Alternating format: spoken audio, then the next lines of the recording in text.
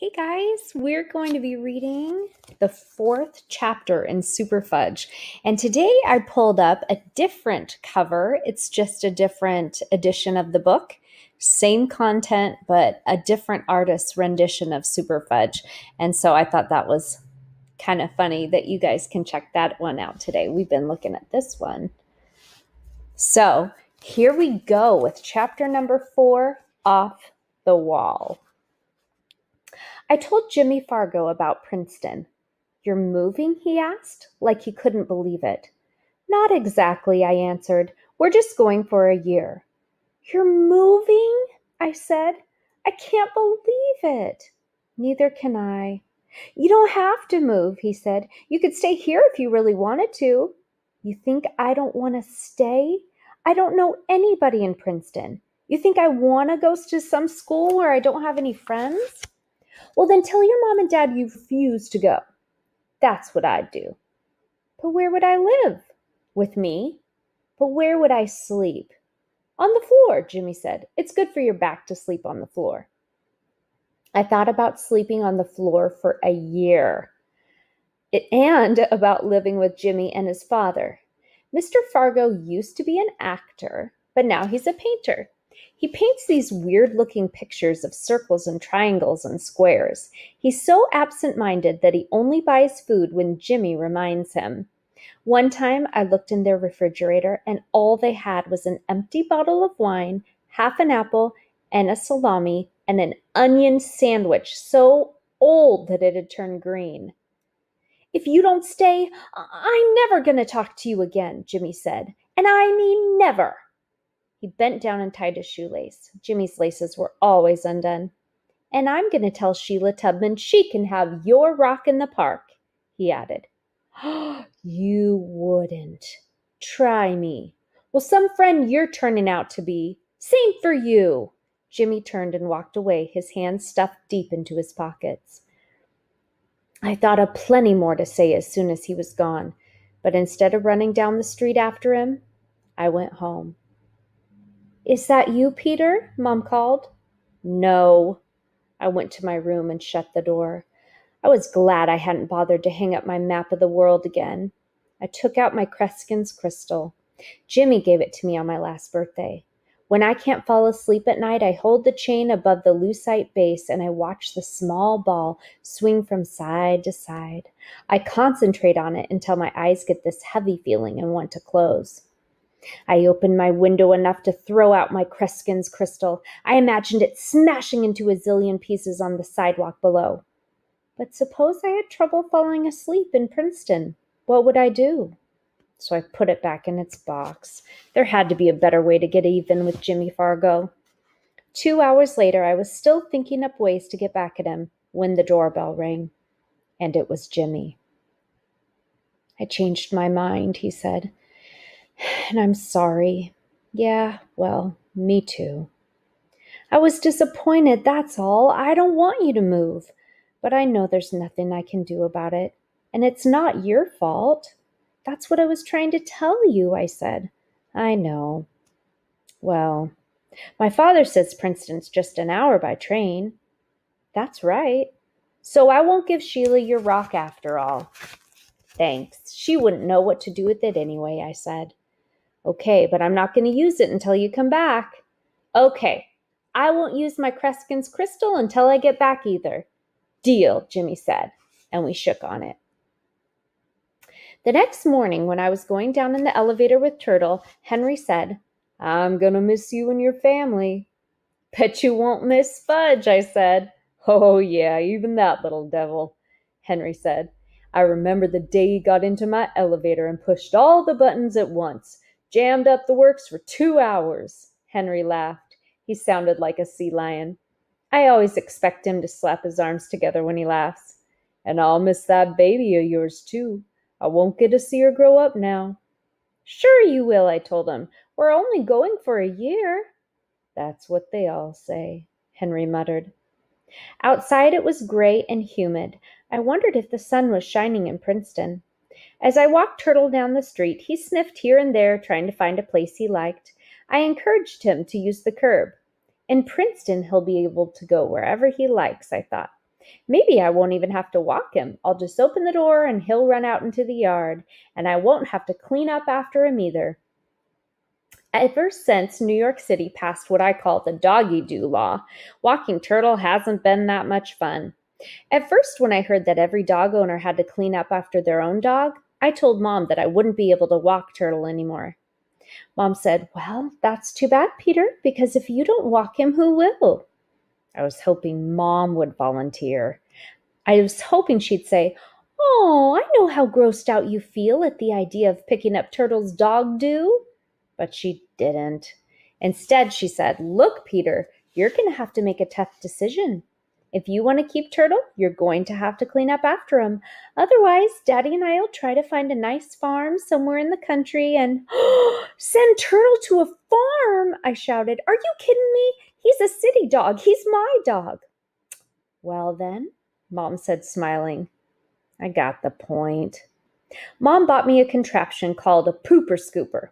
It's kind of like a shovel attached to a baggie, and when Turtle does his thing, I scoop it up, get it into the baggie, tie up the end, and toss it into the trash. At first, it was gross, and I made a mess of myself trying to get it to work, but now I'm a regular expert.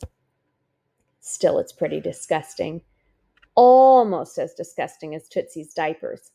I wish I could train Turtle to use the toilet, especially in the winter when I have to stand around freezing while he takes his time trying to make up his mind.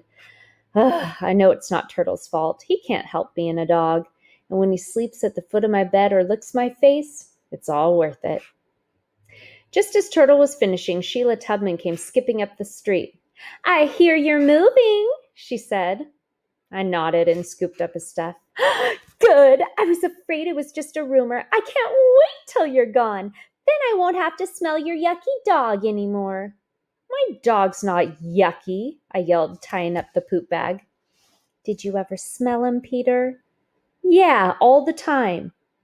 "Oh, well, I guess you don't notice because you smell so much like him yourself." And she started skipping away. "Hey, Sheila," I called around. "Yes," she said. "Stuff it." "Peter Hatcher, you are disgusting." "That's better than what you are," I called, enjoying myself. "Oh, yeah? What's that?" she asked. "That's for me to know and you to find out." "Oh, ha ha ha, very funny. You and your yucky dog are so very funny." "Sicker, Turtle," I said. Turtle growled and then started barking, which was funny because he doesn't even know what sicker means. But Sheila didn't know that he didn't know, so she started screaming and running towards our building, and that's when Turtle saw her go crazy like that. He took off after her, barking up a storm, thinking it was some kind of game. He pulled his leash right out of my hand, and I had to chase him, calling, "Turtle, Turtle, slow down, boy," because he was already jumping up all over Sheila, trying to lick her face. Sheila kept right on screaming. Finally, Henry came out and asked, "What's going on here?" He pulled Turtle off of Sheila and held him for me. I picked up the end of his leash and patted his head. "It's Peter Hatcher," Sheila said. "He told his dumb dog to sick me, and he did." "I did not," I said. "You did too." "You don't even know what sick means," I said. "I certainly do." "Oh, yeah? What?" I asked. "It means it's like giving germs to a person," Sheila said. "The one he sicks gets sick too." I started laughing. "Did you hear that, Henry? Did you hear what she said?" "I heard, and I want you to keep your dog outside until he calms down." He turned to Sheila. "Come on, honey. I'll take you upstairs first." "I'm so glad he's moving," Sheila sniffed. "I hope he never comes back. There should be a law."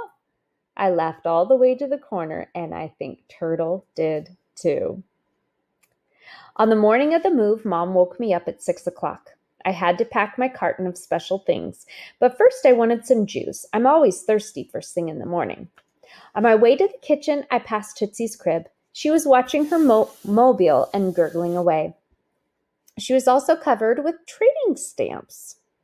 They were stuck to her arms and her legs and her belly and her face. She even had one on the top of her head and one pasted to the bottom of each foot. "Hey, Mom," I called. "What is it?" "It's Tootsie." "But I just—" "Hurry, Mom," I called. Mom raced in, buttoning up her skirt. "Oh no," she said when she saw Tootsie, and then she shouted, "Fudge!" "Hello, Mommy," Fudge said, crawling out from under Tootsie's crib. He was wearing his disguise. Black eyeglass frames attached to a rubber nose with a stick-on beard and mustache. He had sent away for it 5 months ago. It cost 4 cereal box tops, plus 25 cents. "Did you do that to Tootsie?" "Yes, Mommy." He was using his very best little boy in the world voice. "Why?" Mom asked. "Tootsie told me to." He climbed up the side of her crib and reached in, shaking Tootsie a little. "Didn't you tell me to, good little baby?" Tootsie said, "Ah!" And she kicked her legs up in the air. "That was a very naughty thing to do," Mom told Fudge, "and I am very angry at you." Fudge came up and kissed my mother's hand. "I love you, Mommy." "That's not going to work today," Mom told him. "But I love you anyway," he said, kissing her other hand. "You're the best Mommy in the whole wide world. Don't you love your little boy?" "Yes, I love you," she said, "but I am still very angry at you. Very." "Fudgy, don't you ever do anything like that again. Do you understand?" "Yeah." "Look, personally, I think spanking Fudge might help him remember not to do things like this." "No, no, no, no, no," Fudge shouted, holding his rear end. "Why did you do it?" I asked him. "I wanted to trade her in for a two-wheeler like yours," he told me. "You can't trade her in," Mom said. "She's a person, not a book of stamps." "But she looks like a book of stamps," Fudge said. Mom picked up Tootsie. "Well, doesn't she?" Fudge asked again, and I could tell Mom was trying so hard not to laugh. "You know something, Fudge?" I said. "You're off the wall. You are really off the wall." "Off the wall, off the wall," he sang, dancing around Mom and Tootsie. "Fudgy is off the wall." Tootsie laughed. Either that or she hiccuped. It's hard to tell the difference. I followed Mom into the bathroom where she sat Tootsie in the sink. 2 years of trading stamps down the drain, I said. "Goodbye, stamps. Goodbye, goodbye." "I'm not going to save stamps anymore," Mom said. "I'm going to find a grocery store that gives away something else." An hour later, Dad came back with the U-Haul, and we loaded it, and we were on our way. As soon as we were through the Lincoln Tunnel, Fudge started singing, "M-A-I-N-E spells Princeton." "No, it doesn't," I said. "It spells Maine." "I know," Fudge said. "I'm just making up a song." "Well, maybe you could make it up in your head," Dad suggested, "and sing it to us when we get to Princeton, and then it'll be a surprise." "A surprise," Fudge said. "Yeah, I like surprises." He was quiet for a minute, and then he said, "You know what, Daddy? I'm off the wall." "Who told you that?" Dad asked. "Pita, didn't you?" he asked me. "Yep, I sure did, and you sure are." "I'm off the wall," Fudge repeated. "Just like Pita's map of the world." He rested his head against Mom's shoulder, and I could hear him slurping away on his fingers.